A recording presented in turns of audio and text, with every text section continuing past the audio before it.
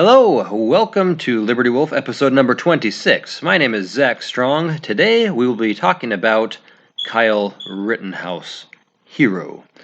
If you like what you hear, I invite you to subscribe and to share this work with others. Now again, we're talking about Kyle Rittenhouse. This is a young man, 17 years old, who is now being charged with multiple counts of first-degree homicide for a self-defensive shooting that occurred back on August 25th in Kenosha, Wisconsin. Now, the mainstream controlled press has been head over heels, just calling this boy a white supremacist, a murderer. On social media, the radicals are out there saying, "Oh, you would be ashamed if this 17-year-old was yours," things like that. Just trashing him right and left, calling him a murderer, and all sorts of horrible, slanderous things. The fact, however, is he is none of those. He's an upstanding individual who, unfortunately, had to use his God-given right of self-defense against a mob of psychopath communists, leaving two of them dead and one of them injured, probably for life. Now let's go over some of the details of this case. You probably already have heard them, but we're hopefully going to bring you something here today that ties it all together in a better way, gives it some context, and maybe a few things you haven't heard. Now, first of all, I wrote an article on this incident on my website, theamericancitadel.com. I'll link it below. It's simply titled Kyle Rittenhouse, Hero. So, the first thing, I guess, is why was Kyle Rittenhouse in Kenosha, Wisconsin? To talk about that, we first have to talk about Jacob Blake. Now, I'm going to do that very, very briefly. There's not a lot I want to cover with Jacob Blake at the moment. But a number of days back, Jacob Blake was a black man who got in an altercation with police, was shot 7 times, still survived. He's perhaps paralyzed from the waist down. And this sparked a bunch of Black Lives Matter communist riots in the town. Now, a couple things about that. Jacob Blake was brawling with the police. This has been positively confirmed. He was disobeying their orders. The man was a sex offender, and with a criminal record, the local police knew who he was. He disobeyed the orders. He had been, I believe, tased already. He was completely in defiance of these police, and during this altercation, he stormed off to his vehicle. He had a weapon, which he was going for. I believe it was a knife. All of this has come out positively confirmed. Yes, he was going for a weapon. Yes, he was brawling with the police. Yes, he was defying orders. Yes, he does have a criminal record, including sex offenses. And so when he reached into his car after continual police orders to cease and desist, police opened fire. Again, he did not die. He's possibly paralyzed from the waist down. That's still up in the air, but he survived. And so the media, of course, spun this as, the evil cops just shot this poor unarmed black man. They kept saying, well, he wasn't unarmed, first of all. Second of all, he wasn't an innocent man, either in his past or in the present incident. So the entire narrative by the communist-controlled press was out of line, inappropriate, and a total lie. So this incident just was another pretext, just like George Floyd overdosing on fentanyl and other drugs while in the process of passing out counterfeit bills. Oh, and he also had a violent criminal past. It's the same thing with him. It was just a pretext. No one cared about his life. No one cares, even today. Say his name, say his name. Okay, George Floyd was a criminal. I said his name. Did you like that? Okay, but so this was a pretext, just like it was with Jacob Blake, to riot, to loot, to try to force, through violence, of course, political change. This is how communists work. They create chaos, and in that chaos, they come to power by playing groups off against each other, pouring salt in wounds, making division and bitterness, hatred, perpetrating other additional violence to then bring in a heavier response, which they can condemn and then get more people on their side. It's a very tried and true process they've done all throughout history in Russia and elsewhere. This is what they're doing. They're trying to do it. They've always, and I've documented this in my books, A Century of Red. Go find it on Amazon, and Red Gadiantons, and in other articles on my website, theamericancitadel.com. I've documented this, how they've used the black community for almost 100 years now. They've planned to use the black community and other minorities, especially the black community, though, because of the slavery past. They can use that as a pretext to rile people up and say, oh, look, you're poor victims. Just like they do with women. Oh, you're victims of the patriarchy. You got to rebel. Okay, it's this victimhood mentality is what they do. They've been trying to use the black community for all these years to cause a race war. And again, they don't care about the blacks. They just don't. These communists don't care. The blacks are pawns in the communist game. That's all it is. But of course, they go out there and they talk about equality and tolerance and Black Lives Matter just to get people on their side. People who only think with their emotions. Those are the type of people who go on their side. People who think with their rational brains do not side with these violent criminals. Okay, Black Lives Matter itself was founded by three women who were self-proclaimed queers. They're all feminists. And at least two of them have admitted we are, quote, trained Marxists, close quote. That's all on record. Go look it up. It's all there. So this is a Marxist front group, as I and anyone else who's bothered to study it for 5 minutes knows and has been saying. So stop thinking with your emotions, think with your brain. Look at the facts, look at the evidence, and see that this is doing no good. This is causing greater division. It's destroying people's businesses and livelihoods. About 32 people, I think 33 now actually, have been killed since the George Floyd riots began. And so the latest one was because of this Jacob Blake justified police shooting in Kenosha, Wisconsin. Now, because of that, the blacks and, of course, the white Marxists in Antifa came out to riot and, try to force change against the institutionally racist police and government, which is, of course, a myth. There's no institutional racism in the United States. And so they've been burning things down. CNN had the most ridiculous headline. It's become a meme. CNN's a joke. No one with any sense actually listens to them and pays attention to what they have to say, because they're liars. Everything they say is a demonstrable lie. So they said it's fiery but mostly peaceful protests. I'm sorry, I don't think you can have fiery protests that are still peaceful. When you start burning stuff down, it's no longer peaceful. When you overturn cars in the middle of the street and light them on fire, it's no longer peaceful. When you attack people's stores and gas stations and destroy parked cars in parking lots, that's no longer peaceful. Peaceful protests are legitimate and are protected under the Constitution of the United States. And I will support anyone, even if I don't agree with them, except the communists. I don't support them doing anything. I think they should be rounded up, as my last podcast talked about, as my last article, my most recent article on communism talked about. And both are the same title, Communism is Treason. I don't support them. They should be rounded up and done away with.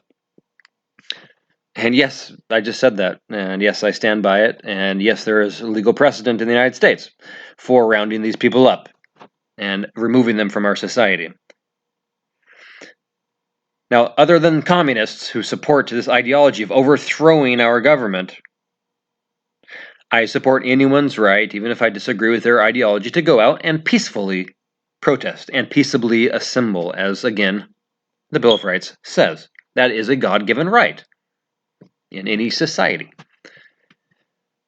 However, again, the moment you start infringing on other people's rights, such as their property rights, you have crossed a line and you're in the wrong, and you must be shut down if there's any semblance of justice left to be had. So that's the situation in Kenosha, Wisconsin. Black Lives Matter, Antifa, in other words, communist rioters in the streets, criminals vandalizing stuff, spray painting graffiti, burning cars, destroying businesses, assaulting people, defying the police.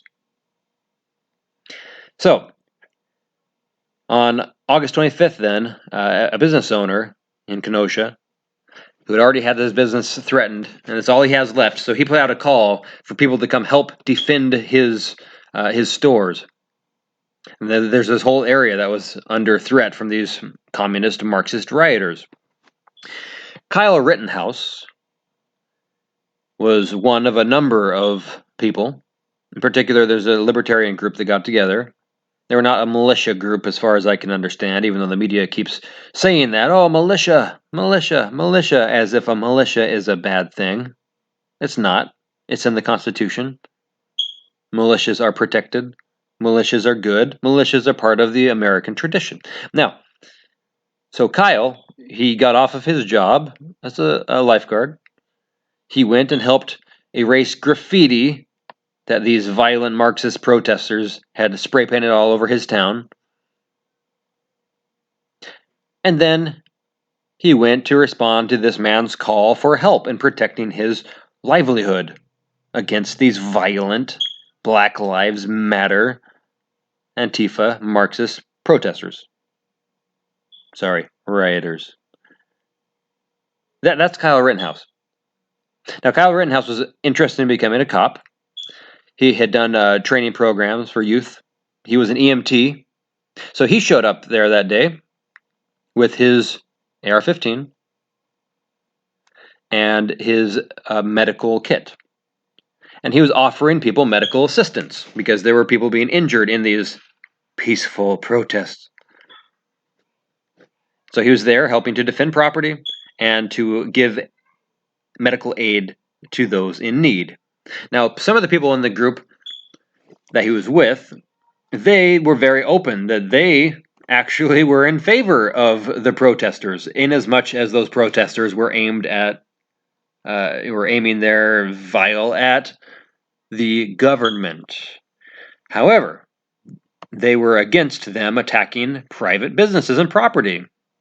Here, one man said this is on video. He said, quote, "I'm on your side as long as you're against the cops, but you can't burn down your local businesses," close quote. Now, Kyle Rittenhouse had a similar point of view. I don't know his full political ideology, but we do know what he said on video. He said, "We're protecting from the citizens," quote, and I'm not sure if he meant we're protecting this property from the violent citizens or if we're protecting citizens, but that's one of the things he said. So someone else asked, "So you guys are full on ready to defend the property?" He responded, "Yes, we are." And then he said this, quote, "So people are getting injured and our job is to protect this business. And part of my job is to also help people. If there's somebody hurt, I'm running into harm's way. That's why I have my rifle, because I need to protect myself, obviously. I also have my med kit," close quote. He can be seen on video asking people, "Can you please back up? Please back up." And then he sees someone injured, and then he says, "Hey, medical, do you need help? I'm an EMT. Do you need help?" And he goes over, and that part of the video ends. So he's seen multiple times saying, "I'm here to help people. I'm here, who needs medical help? I'm here." He was also pepper sprayed in the face by these people he was actually trying to help. So again, these peaceful protesters pepper sprayed the guy trying to help patch up their injuries. The guy there who was who was actually on their side as long as they weren't attacking innocent people. So that's the real Kyle Rittenhouse right there. And he's not a murderer. He's not a white supremacist. He's not a fascist, a Nazi, an anti-Semite, a Klansman. He's not a reckless, violent person. He was there trying to protect people, trying to help people, trying to offer aid. Now, during the course of the night, these violent riots became violent again. And so you can see him on video at one point interacting with a man who later was the first person to die. His name was Joseph Rosenbaum. This man is a pedophile. He served 12 and a half years in prison in Arizona for molesting a minor. While in prison, he had a list of infractions about 42 long, which included arson, drug possession, disobeying orders. This man had a very violent life. So he's there on video saying, "Shoot me," N-word, saying that multiple times, getting in people's faces. This little pudgy pedophile is getting in everyone's face on video. And so that's the same guy later that we're supposed to believe was just an innocent victim. So sometime during the night, and we'll give a little context later when I read to you part of the criminal complaint against Kyle Rittenhouse. So this man, at this time, he had taken his red shirt off of his body and put it over his face. He came running at Kyle. Kyle ran away from him. He had a gun. He could have just shot him right then and there. But see, he's not a murderer like the media is reporting. He tried to get out of the way. So he evaded. He ran. And so he was chased by this pedophile into this parking lot where people were actively destroying cars. Now, from two different video angles, you can see as he passes this group of people and runs into a parking lot, one guy just behind him pulls out a gun and shoots it into the air. This is a crucial detail. Kyle Rittenhouse was not the first person to fire a shot that night. This other unidentified individual, still unidentified, pulls out a gun and fires it into the air, right behind where Kyle was. I mean, probably 10 yards, 15 yards behind where Kyle was. Shot right into the air. So that's a gunshot going off behind your head, right as you're being chased by a violent protester, right? Violent rioting communist. At the same time, almost simultaneously, this Joseph Rosenbaum pedophile, child molester, he throws a bag in Kyle's direction, throws it at him. His aim is very, very off, and it goes into a different kind of off to the side. The criminal complaint claims it's just a plastic bag. I've never seen anyone throw a plastic bag that far, to be honest with you. I think there had to have been something inside of it. There are other reports that claim it was some sort of improvised Molotov cocktail, but I've yet to have seen any confirming information on that. One thing, though, is I do not believe it was just a plastic bag. There had to have been something inside of it. So, regardless, either way, this pedophile, Joseph Rosenbaum, was chasing Kyle Rittenhouse. Okay, that's an act of aggression in and of itself, the chasing part. Then he throws something at him, and simultaneous with him throwing something at him, another person right there pulls out a gun and shoots it in the air. So you're being chased by a very aggressive individual who throws something at you, and then a gunshot goes off right behind you. Do you think you're justified in acting in self-defense, in thinking that your life might be in danger? I think any rational person, any person sitting on a jury would say, well, yeah, of course. It's dark, you're being chased, it's in a violent riot, and there's something being thrown at you by a guy chasing you and swearing at you. That's another thing. F words here and there. And then a gunshot goes off. I'm pretty sure you have every right in the world to turn around and unload your gun. But see, even then, Kyle had more composure than most people. He ran off in between a couple cars that were parked in this parking lot. And it was only when the pudgy pedophile came right up to him, because he got in between these two cars, he turned around, and he still had his gun pointed down, not at him, but down towards the ground. And when the Rosenbaum pedophile came up to him, he still ran up to him, and he lunged with his hands, trying to grab the rifle. And at that point, when he reached for the gun, that's when Kyle Rittenhouse fired in self-defense. 4 shots. He hit him all 4 times, according to the autopsy. What was it? Once in the groin, once in the hand, I believe once through the back, and then also one that glanced his head. And so he fired the 4 shots, and then he ran around the car, circled back around this car to the other side of where this guy had just fallen. And then at the same time, you can hear at least 3 other gunshots go off in the background. Those are, as far as I can tell, they're not mentioned at all in the criminal complaint. You'd think someone that would be an important detail to mention, oh, here are 3 other gunshots going off. First of all, there was 1 gunshot that went off before he fired his 4. Then there were at least 3 other gunshots that went off immediately after. So who's shooting the other guns? So when Kyle Rittenhouse comes around this car, comes back, he's an EMT, remember? He had a med kit. He's trying to help people that day. So he was going to come here and try to help the man. But then other people show up. And this mob starts arriving. And Kyle pulls out his phone. Some say he was calling the police. Some said he was calling a friend. But either way, he called someone and said, hey, I just killed somebody. And then he runs off as this mob starts arriving. And he runs off down the road towards where the police position was. The police had been pushing the rioters that direction intentionally. They had mentioned that. This is on video. And so he was running to that position to turn himself in. To say, hey, there's a shooting. There's an injured man. He's doing his duty. This is what you do if there's a shooting. You immediately get a hold of the police. You try to get help for the guy. So that's what he's doing. He's running towards the police. And as he's running down a few blocks down to where the police are, he has to run through this group of Black Lives Matter, Antifa, mob rioters. As he's running through, people identify him and say, hey, he's a shooter. He just shot somebody. You can hear people yelling to beat him up. Get that guy. Get his bleepity bleep. And so people start chasing him. One guy comes up behind him and punches him in the back of the head, knocks his hat off. He tries to turn around.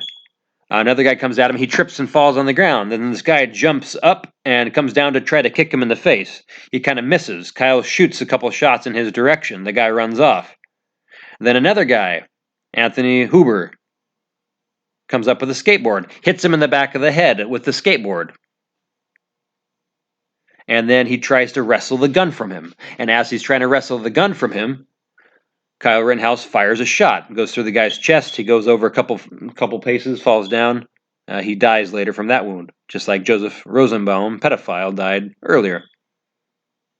This Anthony Huber, I'll talk about him in a minute. He's also a career criminal. So now this leaves a third guy, the third guy who was shot. Gage P. Grosskreutz. Grosskreutz, how do you say his name? And he is actually carrying a pistol in his hand. So as Anthony Huber is trying to wrestle the gun from Kyle and then gets shot, you have Gage is there, kind of hanging back a little bit with his pistol in his hand. And so after criminal Huber gets shot, Gage puts up his hands like, oh, I'm innocent, don't shoot. But then he lunges forward with pistol in hand at Kyle Rittenhouse. Kyle had time to shoot him before, but didn't because his hands were up. But when this also felon came towards him, pistol in hand, then Kyle shot. Only one time. He could have blown him away if he wanted to, but he only shot one time, hit him in the arm, blew off his bicep, essentially. And when police arrived, he was still clutching the pistol in his hand. So, not one of these 3 people who were shot were unarmed. In the first case, he was throwing something in a bag. So he had something, not sure what. Second case, he had a skateboard. That can be a deadly weapon. Third case, he had a pistol. And then 2 other people tried to punch or kick him. So after this happened, after he shot the guy in the arm, And he ran off screaming, "I need a medic," which is ironic since he just tried to attack the medic. Then Kyle gets up, surveys the situation. Everyone's kind of clearing away at this point. And so he starts walking down again towards the police. Then other gunshots go off somewhere behind them. These are not mentioned at all in the criminal complaint, but you can plainly hear them in the video. Other gunshots are going off. So he turns around and walks backwards because he thinks, who knows, someone's shooting back at him. I mean, this other guy just had a gun in his face.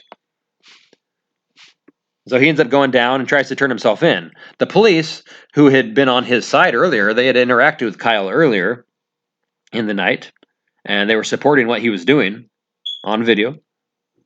They just tell him, go, keep on going. So he went to his hometown, Antioch, Illinois, and turned himself in. Now, a quick word about that. See, this isn't Kenosha, Wisconsin. He lived in Antioch, Illinois. People keep saying in the media, oh, look, he crossed state lines with a deadly weapon. Obviously he was looking for trouble. Not true. Not true. Antioch to Kenosha. You know how many miles that is? That's 21 miles. It's 30 minutes commute time. I looked it up. The average commute in the United States, one way, is 26 minutes.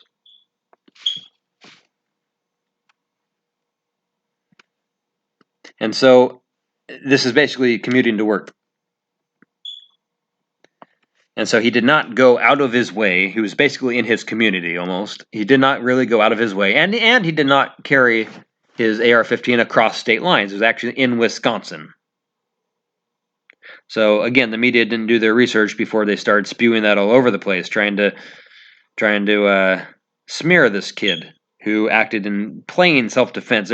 Any honest person who watches the videos knows this was totally justified self-defense. Only a very extremely, extraordinarily dishonest, vile individual can watch these videos and then still think he deserves to be charged with murder. See, those type of people, I don't think we can peacefully coexist with them anymore in America. Someone who can watch that video and think he's a murderer, I don't think we can peacefully coexist anymore. So those are some basic facts. Now I want to just briefly go over who these three criminals who were killed were. So again, Joseph Rosenbaum. He was a level 3 pedophile for sex offenses against children. He should not have been out on the streets anyway. In my opinion, pedophilia deserves the death penalty. But be that as it may, he should at least not have been out. He should have been behind bars. So Rosenbaum is deceased. Second man, Anthony Huber. He also has a criminal record. He was convicted in 2 different cases of domestic abuse and battery. These included strangulation, suffocation, and assault with a dangerous weapon. He had also been apprehended before because he had drug paraphernalia. I think you should include attempted murder or at least assault onto the list of crimes. Because he hit Kyle in the head, neck, or as the criminal complaint claims, in the shoulder, though you can obviously see in the videos and in the still shots, it's actually hitting kind of like the neck and head and shoulder, the whole area. So that's assault, if not attempted murder. Assault with a dangerous weapon. Okay, then you had Gage P. Grosskreutz. He was a felon and a house burglar. He also belonged to the Marxist radical group known as the People's Revolution, which was an offspring of Black Lives Matter. This group holds the distinction in the nation for being the #1 rioting group. So they've rioted for more consecutive days since George Floyd died of an overdose than any other Marxist group in the country. So this guy who had his arm blown off, basically, he was already a felon. He probably shouldn't have been holding that pistol in the first place, right? Now, has he been arrested? I'm not sure. I haven't seen any information on that. He'll probably walk free and people will call him a hero. Oh, wait, they already are calling him a hero. There are people donating thousands and thousands of dollars to him. Like, he has a GoFundMe page. GoFundMe actually promoted his page. Interestingly, they took down and banned a GoFundMe page for Kyle Rittenhouse. So what does that tell you about GoFundMe and which side they're on? So these are the three criminals: pedophile, felon, domestic abuser, who Kyle Rittenhouse was being attacked by and then in self-defense killed. You cannot look at this and think Kyle Rittenhouse is an evil, murdering individual. You cannot do it. The facts completely contradict those claims. He's not a white supremacist, as Democratic Congresswoman Ayanna Pressley in Massachusetts said. She went out of her mind talking about how he was a white supremacist domestic terrorist. Really? So domestic terrorism is now what we're calling self-defense against a mob of communist, pedophile, criminal, felon rioters? And also, he's the worst white supremacist ever. He shot only white people. Strange how you can be a white supremacist coming there to give aid and support at a Black Lives Matter rally, shoot only white people in self-defense, and then you can be called a white supremacist? Do you see how ludicrous these labels are? So I can go back and show you the documents, if you really want to, of in the 50s, where the Kremlin told their Soviet provocateurs and agents here in the United States to call everyone who opposes their communist takeover of the United States a Nazi, a fascist, a white supremacist, Klansman, and anti-Semite. So anytime you see someone being called an anti-Semite, a Klansman, white supremacist, a fascist, or a Nazi, please know this is Soviet propaganda. This is literally the Soviet script. The media is following the Soviet script. Idiots on social media are following the Soviet script. But this is the Soviet script. Smear your opposition as Nazis and anti-Semites and white supremacists. Big racists. Racism, the word racist came into vogue by the communists. They used it to refer to anyone who opposed them. So you've got to understand, this is what they do. They use these smear tactics. It's their classic thing. They assassinate your character. It's just what the scriptures talked about. Isaiah, when he said, up would be down, down would be up, black would be white, good would be evil, evil would be called good. And so good, which is synonymous with Kyle Rittenhouse, is being called evil in this case. And evil, pedophile Joseph Rosenbaum, domestic abuser Anthony Hoover, violent criminal felon Gage Grosskreutz. That's evil, yet they're called good. In fact, CNN actually went with this ludicrous headline talking about how Anthony Hoover was just there protecting people. His girlfriend was gushing all about, oh, he was just protecting people. He's protecting people. Is that why he bashed Kyle over the head with a skateboard and was trying to wrestle his gun away from him? Because he was protecting people? Was he protecting people in those two cases of domestic abuse, including strangulation and suffocation in the past? Is that protecting people? See, good is being called evil, and evil is being called good. It's a total inversion of reality. The controlled media inverts everything. They use projection. This is another communist tactic. Projection. Your sins project on someone else. You see this especially happened in World War II with the Soviets and the Germans. Nearly everything the history books talk about Germany doing bad actually was done by the Allies. Go look it up. Same thing here. It continues day after day after day. Anyone on the side of truth, anyone who supports freedom, anyone who opposes the communists is smeared, and their sins are plastered all over these good people, these patriots. That's why they literally call the early American patriots domestic terrorists. The Sons of Liberty are called by our government domestic terrorists. No, they're patriots. Just like Kyle Rittenhouse is a patriot and a hero. Now, I'm going to go read a couple things. The first one will be, let me find it here, from one of the defense attorneys supporting and defending Kyle Rittenhouse. Okay, this is Lynn Wood. He was Nick Sandmann's very successful attorney. Nick Sandmann, remember, he's been called the Covington Kid. I believe he's Catholic, right? Who was in Washington D.C. and this angry, obnoxious Indian came up, beating his war drum in his face, and he just stood there, smiled, and everyone called him a racist and a bigot, and tried to say he started the fights when he didn't.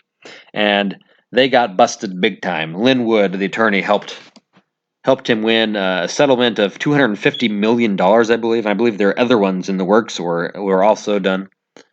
They won big time because it was such an egregious, demonstrable lie how they try to smear him also as a white supremacist and an aggravating, an aggressor. Same thing they're doing with Kyle Rittenhouse, trying to assassinate his character, trying to smear his good name. In reality, he's a hero. So Lynn Wood said the same thing. He said, "The line in the sand has been crossed. If Kyle cannot defend himself under the circumstances shown in videos, we are all at risk. Think about it." And so he said, without charge, he's going to step in and help defend Kyle. Now, another group has stepped in to defend Kyle Rittenhouse also. This is the Pierce Bainbridge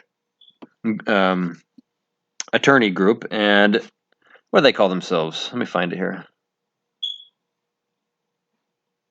Well, I'll find that in just a second when I pull up their statement. They released a big statement that's very interesting, and I'm going to read it. And this kind of gives you a rundown of what really happened. And what's interesting is this statement actually comports very well with the criminal complaint. So the criminal complaint and the defense attorney's statement actually match up almost perfect. So then why are there first-degree murder charges? Politics. That's all. Politics. And so this is the Fight Back Foundation, Inc. It's out of Texas. It's created by John Pierce. And so these guys have some interesting stuff to say in their defense statement. So I'm going to read a little bit of that.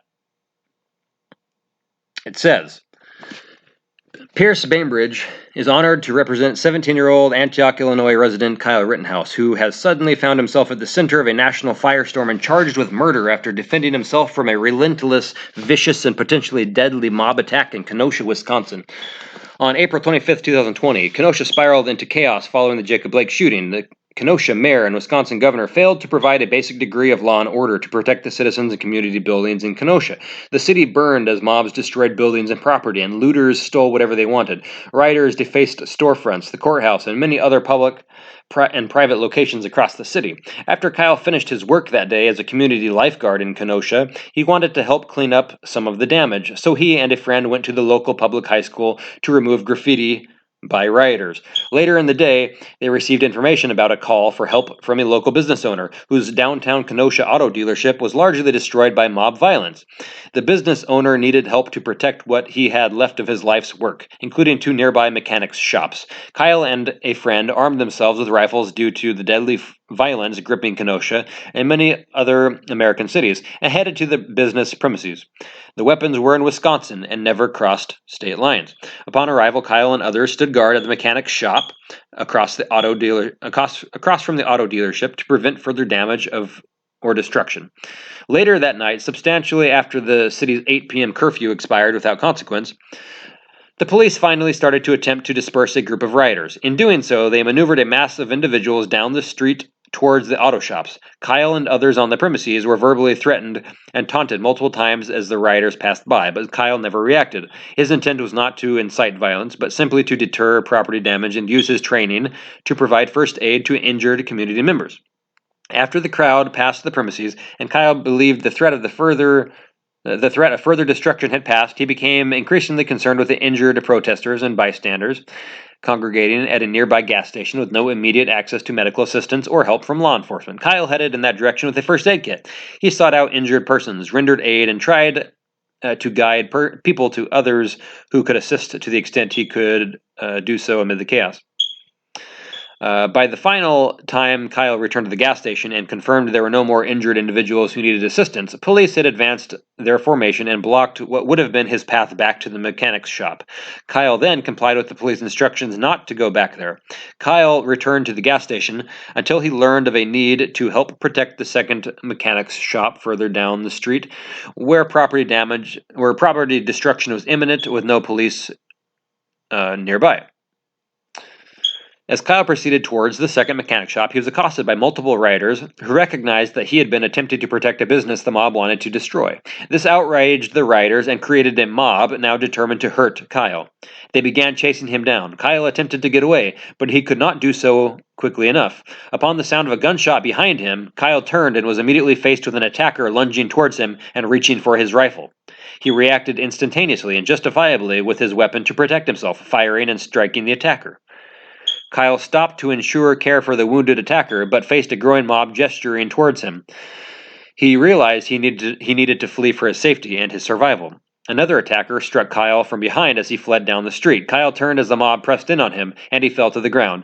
One attacker kicked Kyle on the ground while he was on the ground. Yet another bashed him over the head with a skateboard. Several rioters tried to disarm Kyle. In fear for his life and concerned the crowd would either continue to shoot at him or even use his own weapon against him, Kyle had no choice but to fire multiple rounds toward his immediate attackers, striking two, including one armed attacker.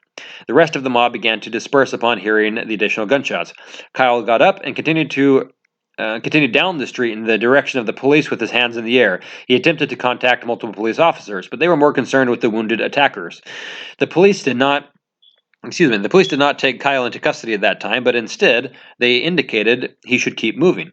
He fully cooperated, both then and later that night when he turned himself in to the police in his hometown, Antioch, Illinois. Kyle did nothing wrong. He exercised his God-given constitutional, common law, and statutory law right to self-defense. However, in a reactionary rush to appease the divisive, destructive forces currently roiling in this country, prosecutors in Kenosha did not engage in any meaningful analysis of the facts or any in-depth review of available video footage, some of which shows that a critical state's witness was not even at the area when the shots were fired. This was not a serious investigation. Rather, after learning Kyle may have had conservative political viewpoints, they immediately saw him as a convenient target who they could use as a scapegoat to distract from the Jacob Blake shooting and the government's abject failure to ensure basic law and order to citizens. Within 24 to 36 hours, he was charged with multiple homicide counts. Kyle now has the best legal representation in the country. With help from Nicholas Sandman, attorney L. Lynn Wood, Pierce Bainbridge, and multiple top-tier criminal defense lawyers in Wisconsin, immediately offered representation to Kyle. Today, his legal team was successful in working with the public defender to obtain a several-week continuance of his extradition hearing to September 25th. This at least partially slows down the rush to judgment by a government and media that is determined to assassinate his character and destroy his life. Kyle, his family, the team at Pierce Bainbridge, and his other lawyers intend to fight these charges every step of the way, take the case to trial, and win an acquittal on the grounds of self-defense before a jury of his peers. The legal fees and other costs of Kyle's defense will be provided through donations to Fight Back Foundation, Inc., a Texas 501c4 foundation created by John Pierce and Lynn Wood to protect law-abiding American citizens whose rights are being trampled on by state and local governments that are more concerned with appeasing mobs than protecting those rights. Pierce Bainbridge founder John Pierce praised Kyle's strength and resilience. Quote, "A 17-year-old child should not have to take up arms in America to protect life and property. That is the job of state and local governments. However, those governments have failed, and law-abiding citizens have no choice but to protect their own communities, as their forefathers did at Lexington and Concord in 1775. Kyle is not a racist or a white supremacist. He is a brave, patriotic, compassionate, law-abiding American who loves his country and his community. He did nothing wrong. He defended himself, which is a fundamental right of all Americans given by God and protected by law. He is now in the crosshairs of institutional forces that are much more powerful than him, but he will stand up to them and fight not only for himself, but for all Americans and their beloved Constitution. We will never leave his side until he is victorious in that fight." Close quote. And then the last line says, "Further updates will be provided as the investigation and legal proceedings unfold." And that's the end of the statement. Who could look at that and then try to say, "Oh yeah, he's a murderer"? That's a completely patently absurd. Now, I'm going to pull up and read part of the criminal complaint. The criminal complaint is interesting because it harmonizes with what this other statement said in almost every particular. There are a number of additional details that are interesting, but essentially, in the main points, it confirms that Kyle was being pursued and chased by a violent mob when he reacted in self-defense. So here's part of the criminal complaint. Quote, in the first video, a male who was later identified to be Kyle H. Rittenhouse, hereinafter the defendant, is running southwest across the eastern portion of the car source parking lot. The defendant can clearly be seen holding a long gun, which was later recovered by law enforcement and identified as a Smith & Wesson AR-15 style .223 rifle. Excuse me.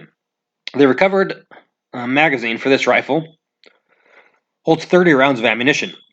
Following the defendant is Rosenbaum, and trailing behind the defendant and Rosenbaum is a male who is later identified as Richard McGinnis, a reporter. The video shows that as they cross the parking lot, Rosenbaum appears to throw an object at the defendant. The object does not hit the defendant, and a second video shows, based on where the object landed, that it was a plastic bag. Rosenbaum appears to be unarmed for the duration of the video. A review of the second video shows that the defendant and Rosenbaum continued to move across the parking lot and approach the front of a black car parked in the lot. A loud bang is heard on the video. And I'm interjecting, this is a gunshot. It was not just a loud bang, it was a gunshot. And go back to the report. Then a male shouts, F you. Then Rosenbaum appears to continue to approach the defendant and gets in near proximity to the defendant when 4 more loud bangs are heard. Rosenbaum then falls to the ground. Continuing on, it says the defendant then circles behind the black car, coming back, and approaches Rosenbaum. Rosenbaum remains on the ground. McGinnis also approaches, removes his shirt, and attempts to render aid to Rosenbaum. The defendant appears to get on his cell phone and place a call. Another male approaches, and the defendant turns and begins to run away from the scene. As the defendant is running away, he can be heard saying on the phone, I just killed somebody. Detective Seapress interviewed McGinnis and indicates the following. Before the shooting, McGinnis was interviewing the defendant. The defendant told McGinnis that he was a trained medic. McGinnis stated that McGinnis, has handled many ARs and that the defendant was not handling the weapon very well. Interjecting again from the videos, that's ludicrous. Now going back to the report. McGinnis said that as they were walking south, another armed male who appeared to be in his 30s joined them and said he was there to protect the defendant. McGinnis stated that before the defendant reached the parking lot and ran across it, the defendant had moved from the middle of Sheridan Road to the sidewalk, and that is when McGinnis saw a male, Rosenbaum, initially tried to engage the defendant. McGinnis stated that as the defendant was walking, Rosenbaum was trying to get closer to the defendant. When Rosenbaum advanced, the defendant did a, quote, juke move and started running. McGinnis stated that there were other people that were moving very quickly. McGinnis stated that they were moving towards the defendant. McGinnis said that according to what he saw, the defendant was trying to evade these individuals. McGinnis described the point where the defendant had reached the car. McGinnis described that the defendant had the gun in a low ready position, meaning that he had the gun raised but pointed downward. The butt of the gun would have been at an angle downwards from the shoulder.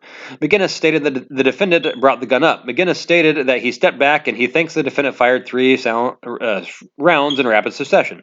McGinnis said when the first round went off, he thought it hit the pavement. McGinnis felt something on his leg, and his first thought was wondering whether he had gotten shot. McGinnis was behind and slightly to the right of Rosenbaum in the line of fire when the defendant shot. McGinnis stated that the first round went into the ground, and when the second shot went off, the defendant actually had the gun aimed at Rosenbaum. McGinnis stated he did not hear the two exchange any words. McGinnis said that the unarmed guy, Rosenbaum, was trying to get the defendant's gun. McGinnis demonstrated by extending both of his hands in a quick grabbing motion and did that as a visual on how Rosenbaum tried to reach for the defendant's gun. Detective Seapress indicates that he asked McGinnis if Rosenbaum had his hands on the gun when the defendant shot. McGinnis said that he definitely made a motion that he was trying to grab the barrel of the gun. McGinnis stated that the defendant pulled it away and then raised it. McGinnis stated that Right as they came together, the defendant fired. McGinnis said that when Rosenbaum was shot, he had leaned in towards the defendant. Down a little more, quoting, quote, a group of several people begin running northbound on Sheridan Road behind the defendant. A person can be heard yelling what sounds like beat him up. Another person can be heard yelling what sounds like, hey, he shot him. Your complainant reviewed a fourth video that showed a different angle of the defendant running northbound. In this video, a person can be heard yelling, get him, get that dude. Then a male in a light-colored top runs toward the defendant and appears to swing at the defendant with his right arm. This swing makes contact with the defendant, knocking his hat off. The defendant continues to run northbound. On the video, a male can be heard saying something to the effect of, what'd he do? Another male can be heard responding something to the effect, he just shot someone. Then a male can be heard yelling, get his bleepity bleep. The defendant then trips and falls to the ground. As the defendant is on the ground, an unidentified male wearing a dark-colored top and light-colored pants jumps at and over the defendant. Interjecting again, he didn't jump over the defendant, he actually kicked him, as the other account says, and you can see that he's making contact in the video. It might not have been very substantial contact, but he did make contact.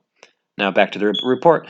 Based on the sounds of gunshots on the video and the positioning of the defendant's gun, it appears that he fires 2 shots in quick succession at this person. It appears that the person was not hit, and as he then runs away from the defendant. A second person, who was later identified as Anthony Huber, approaches the defendant, who is still on the ground on his back. Huber has a skateboard in his right hand. When Huber reaches the defendant, it appears that he is reaching for the defendant's gun with his left hand as a skateboard makes contact with the defendant's left shoulder. Huber appears to be trying to pull the gun away from the defendant. The defendant rolls towards his left side, and as Huber appears to be trying to grab the gun is pointed at Huber's body. The defendant then fires one round, which can be heard on the video. Huber staggers away, taking several steps, then collapses to the ground. Huber subsequently died from his gunshot wound. Let's see. Is there any more I wanted to read? No, we'll stop there. So, if you read both of those statements to a jury and no other information was available, wouldn't you have to conclude this was totally justified? How else could you conclude anything else? In both situations, both statements say he was running away, he was being chased, and only when the people got up in his face trying to steal his gun, and these were people trying to attack him, then and only then did he fire in self-defense. And in this second situation, he was running down the road, he was hit in the back, he was then kicked, and then he was on the ground, got hit by a skateboard, someone was trying to wrestle the gun from him, and he fired and shot and killed the guy. And then the other guy, which they don't mention, at least in this part that I read, he had a pistol in his hand, coming towards him. If someone has a gun in their hand coming towards you, you have a right to shoot them. You have a constitutional right, you have a God-given right, you have a commonsensical right. So there's no possible way any fair, unbiased jury can find Kyle Rittenhouse guilty. The only thing he's guilty of is self-defense. And God bless him for defending himself. What would you have rather had the news report? That a 17-year-old boy was killed by a communist mob? Was murdered by a pedophile? Was maimed by a domestic abuser? Was shot by a felon?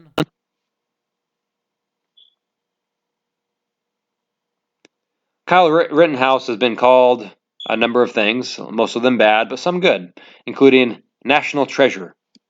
I would agree with that. He is a national treasure. He stood up and showed everyone else in the country, American men, that, hey, you can stand up and exercise your rights against these communist thugs. I've talked with a couple people who believe, as I do, that this could be one of those moments you read about in history. A Boston Tea Party type of a moment. Or a Lexington and Concord moment, as his defense attorney imitated. It could be.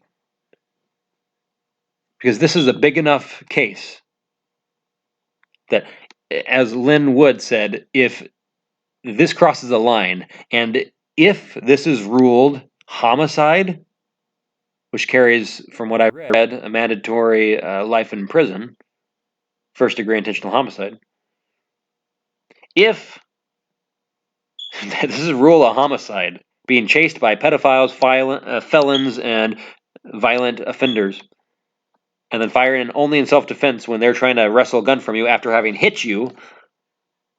Then that really means there's no justice, period, left in this country. And that's one of these moments in history that will go down as a turning point. I agree with the statement of some have made that if he is not freed, if they do not free Kyle, if they do not pardon him, if they do not drop the charges, then the American people should organize and should do it themselves and free this man.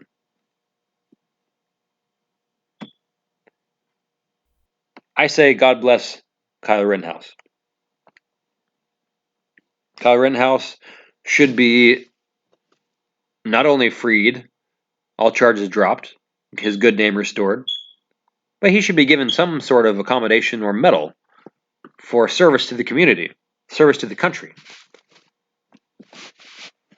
Now, I've said online that President Trump should pardon him. Now, I'm not sure if President Trump can actually pardon him. This is a state. These are state crimes, I assume. Now, I would actually argue that these should be considered federal crimes under this situation, under these circumstances. If they were federal, President Trump could actually pardon him immediately. You don't have to wait, by the way, until someone is actually convicted to pardon. It can happen anytime in the process.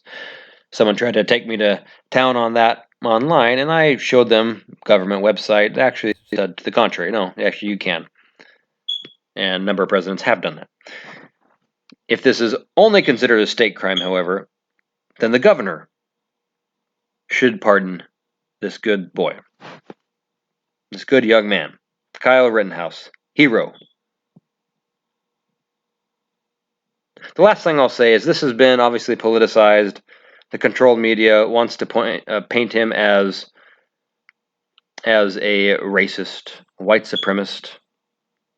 They want to show, again, that guns are evil. I've had a number of foreigners in the wake of this come on some of my Facebook pages and say, "This, what's wrong with America? Anyone can have dangerous weapons." No. See, if he did not have this so-called dangerous weapon, this AR, he'd probably be dead because a mob attacked him.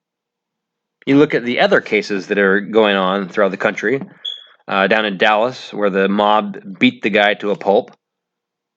He recovered, but they beat him down to a pulp. His body looked all crushed afterwards. Compared to that, what's the difference? The only difference is that guy didn't have a gun.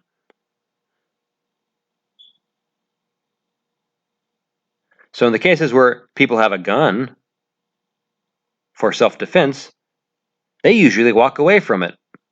Sometimes a bad guy dies, as in this case, a pedophile and a felon or domestic abuser. They're down. And who's really sad about that? If you have sympathy for that, if you have sympathy that a pudgy pedophile, child molester, and domestic abuser are dead, but you don't have sympathy for a 17-year-old who defended himself against these criminals, then there's something really seriously wrong with your moral compass. Now, again, the last thing I said is this is being politicized to demonize, again, the conservative, constitutionalist, patriotic element in this country, which is growing, by the way. There is an awakening. People are seeing these injustices and waking up. They're seeing the violent Marxist Black Lives Matter and Antifa group rioting and burning things down, and they know this is ludicrous, and they see the Democrats supporting it. I don't like the Republicans either, but the Democrats have just totally gone haywire the last few years. Now, again, it's the last story here. This is actually from Maryland. Maryland's absurd governor there, Larry Hogan, he has actually fired a man who worked in his office. The man's name was Arthur Mack Love IV. And for the last 5 years, he's been working in the governor's office. And he, on social media, supported Kyle Rittenhouse.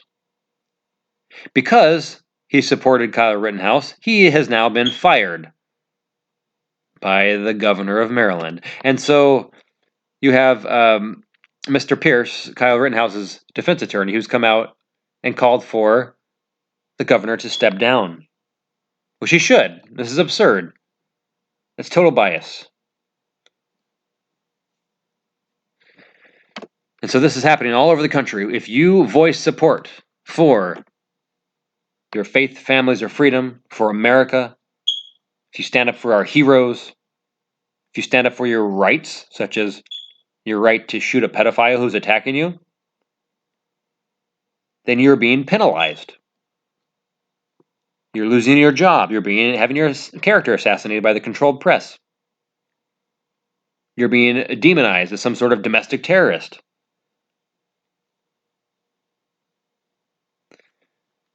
So this case really is one of the big cases out there right now. We need to rally behind Kyle Rittenhouse. Kyle Rittenhouse is a hero. Kyle Rittenhouse did nothing wrong. Kyle Rittenhouse is a symbol, though just a boy, of true American manhood. We need to follow his example in defending ourselves against the communist insurrection that's happening. And we need to use, if necessary, deadly force to do it.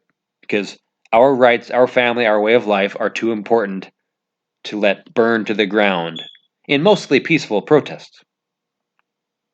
So let's do the right thing. Let's free Kyle, one way or another.